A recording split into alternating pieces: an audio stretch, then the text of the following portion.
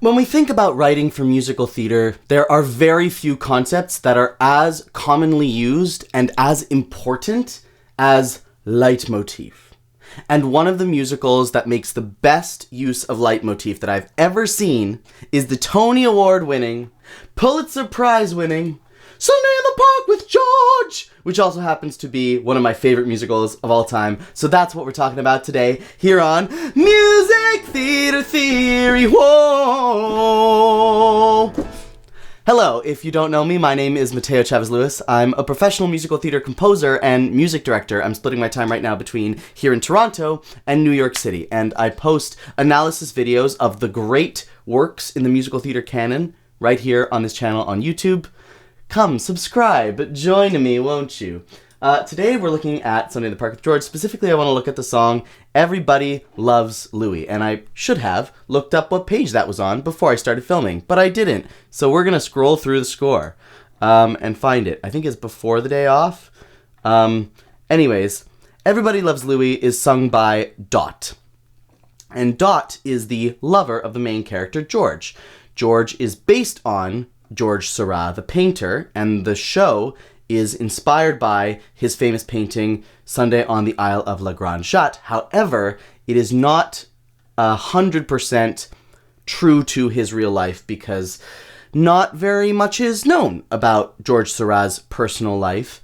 Not a lot of that is public knowledge, so James Lapine, who wrote the book, and the one and only Stephen Sondheim, who wrote the music and the lyrics, took a lot of liberties with details. For example, they named his lover Dot. There is no evidence that his lover's name was actually Dot, but it's a very fitting name considering that George Seurat is famous for popularizing the form of painting called pointillism.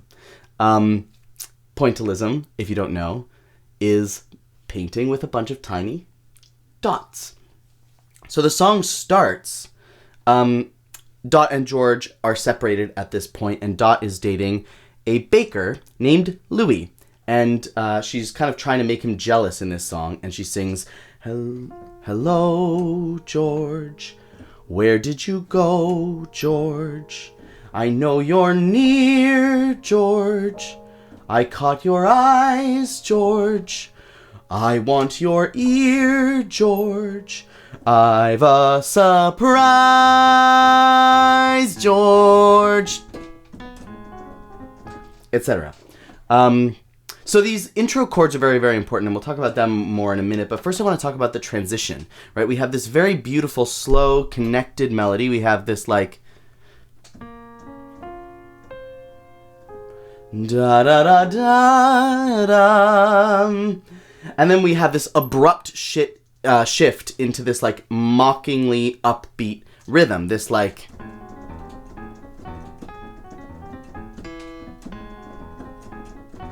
So we can hear her go from being plaintive. It's like the plaintive call of a woman who's missing her lover to trying to make him jealous. And we all know that feeling of, you know, running into our ex and trying to pretend like you're totally fine. But underneath that, like, very mocking piano part, we have this melody, which is, if I just play those notes,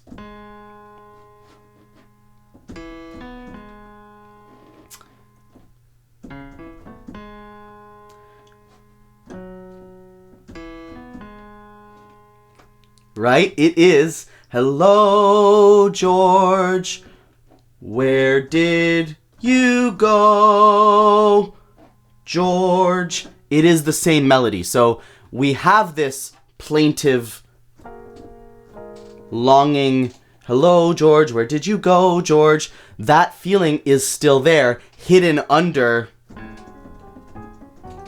that piano part. And Dot's bitterness really comes out in this song. Like, she's a bit annoyed that George is so high and mighty about his art, and that she feels he cares more about his art than he ever cared about her. And so, right, the choice of words, Louie's really an artist. She's throwing these things right in George's face. And there's also a little bit of like insecurity about the fact that she was dating an artist, I think, too, before, because there's this whole song in the show about how artists are so unfeeling, artists are so bizarre. So I think that's a really, really important choice of words.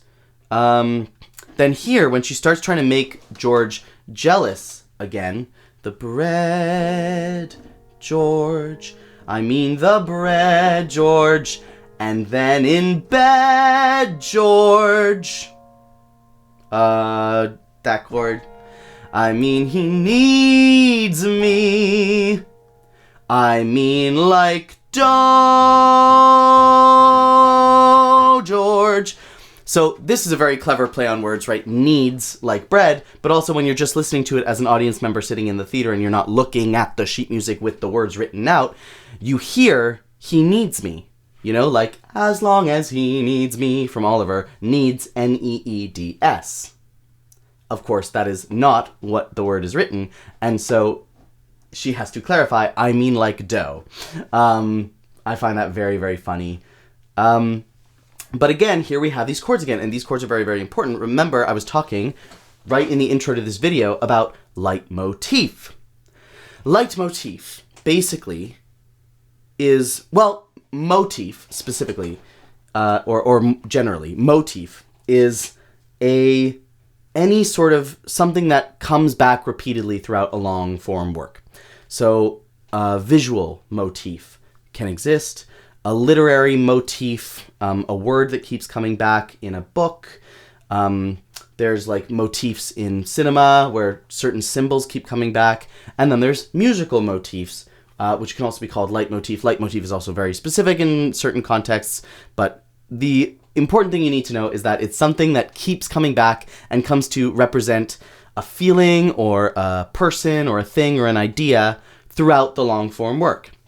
So, in Sunday in the Park with George, these chords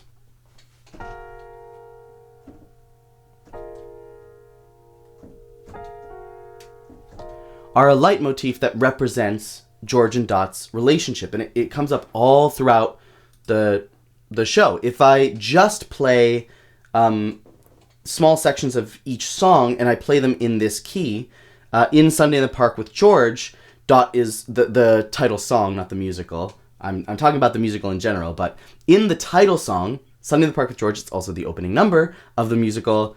Dot is modeling for George, and she sings, "Your eyes, George, I love your eyes, George," and we get those same chords. Then in Color and Light, Dot is getting ready to go to the Follies, and it's the first time we catch glimpses of Dot's insecurity about her relationship with George, and she sings, "If my legs were longer, if my bust were smaller, if my hands were graceful," again, in a different key, but with the same chords. Then George also sings to these chords as well. Later in the show, we get the same chords before George's big solo finishing the hat. He goes, "Yes, she looks for me, good. Let her look for me to tell me why she left me, as I always knew she would." It's that same chord progression, those same two chords. And it's the first time that we hear how important the relationship was to George, so it makes sense that he sings it over top of these chords that come to represent the relationship in general. Dot and George have a confrontation song called "We Do Not Belong Together," where those chords are played under dialogue. Finally, in the big 11 o'clock number of the show, it's called "Move On," and 100 years in the future, James Lapine and Stephen Sondheim have given George a reincarnation. He's fictional. He's like George's great-grandson, and he's played by the same actor who played George, so it feels a little bit like it might be a reincarnation. And this new reincarnated George has like a vision of Dot come to him. I'm scrolling through the sheet music. Give me a second. Nobody's quite sure what's going on in this scene. Just watch the show. Trust me, I'm describing it as well as it can be described right now. But reincarnated George and the ghost of Dot sing a duet together, which is actually very moving, and it's called "Move On." And guess how it starts. Dun dun dun dun. Where is it? Here it is. It starts with...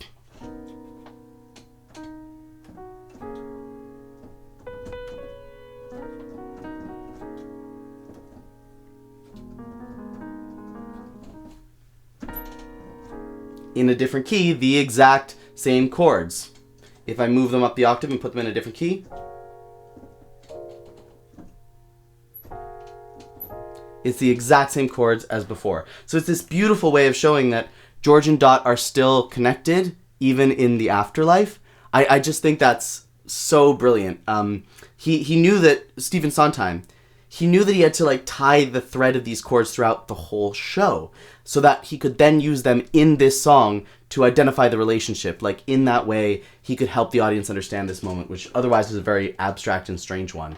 So he's kind of the whole way through peppering these chords into the score so that when we finally get to this moment, the music can tell us so much. And if he had never used these chords before, they would not have the power that they do, and the payoff of that at the end of the show.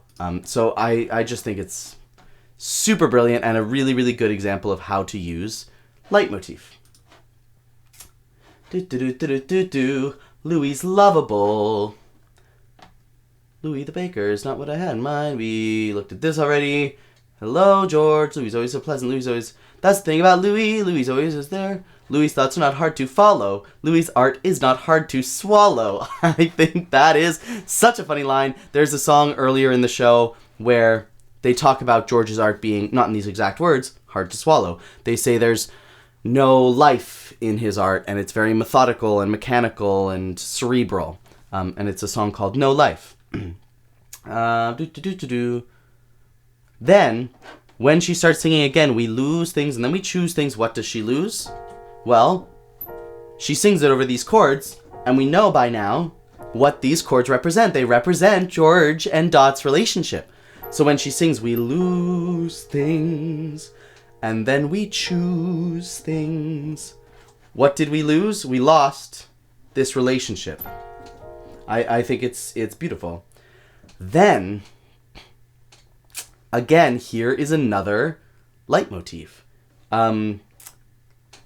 There are Louis and there are Georges, she says, and then she corrects herself. She goes, well, Louis and George. There are many, many men who are like Louis, but there's only one George. George is unique. And what makes George unique, do you think?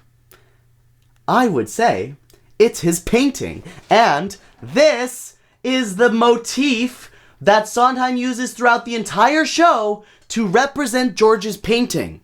So when she says there's only one George, she hears the motif of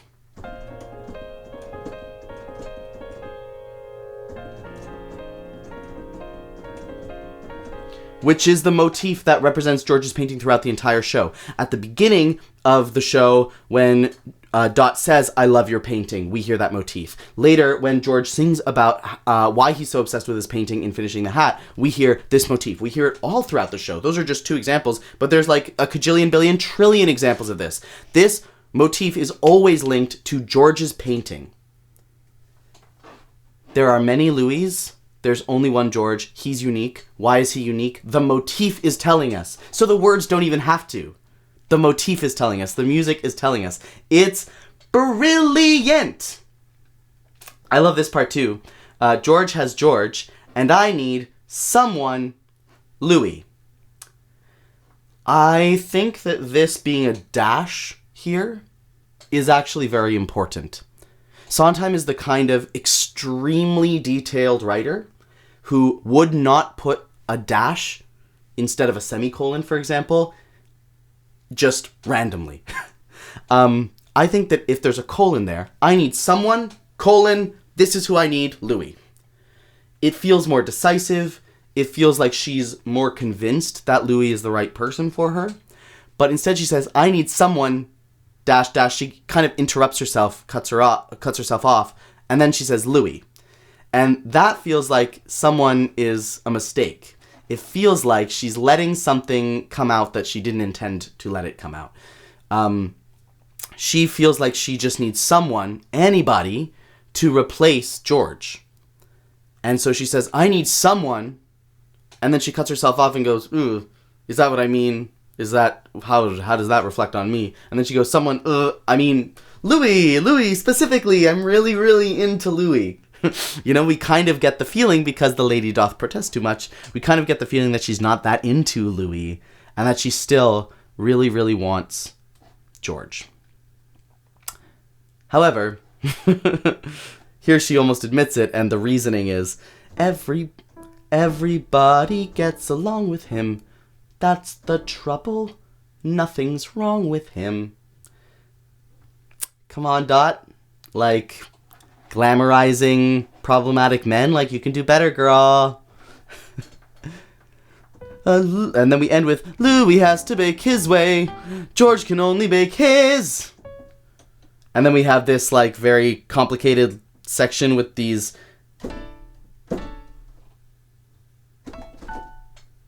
like very weird punctuations in the right hand, and this weird bass line in the left hand, and then Louis it is, and we end with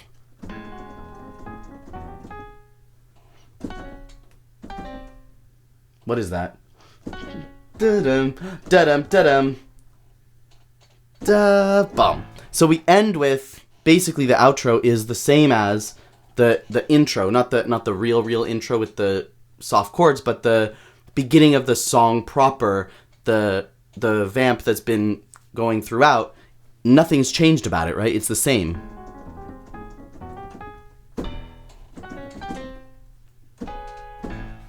This is the exact same vamp that we're hearing the whole song. And so what that says, when you end a song with a vamp that is kind of the same as you've been hearing the whole time, there's no real change at the end of the song, what it says is that the character has kind of gone around in a circle and they haven't learned their lesson yet. You know, they haven't come to any conclusions. She's trying desperately to convince herself that she's happier with Louis. She's trying desperately to make George jealous. She has achieved none of those things. And we are in the exact same place that we started. Ba-dum-ba-dum-ba-bum. There you go. That is a little bit about Everybody Loves Louis from Sunday in the Park with George. If you like learning about Sondheim, which I do, and I hope you do, and you must if you are still watching this video, almost 20 minutes in. If you enjoy learning about Sondheim, I'm teaching as part of a Sondheim Academy, which is like 4 weeks of online classes once a week, online through the Broadway Maven, which is a website where I am hired to teach often, and I love teaching there with David Benkoff, the Broadway Maven himself, and Gail Leondar Wright, who is one of the world's leading experts on Sondheim, will be there teaching with me this academy all about Sondheim. So if you want to look into that, there's a link in the description. And if not, that's all I have to say for you today. I'll see you soon here on Music Theater Theory. Whoa!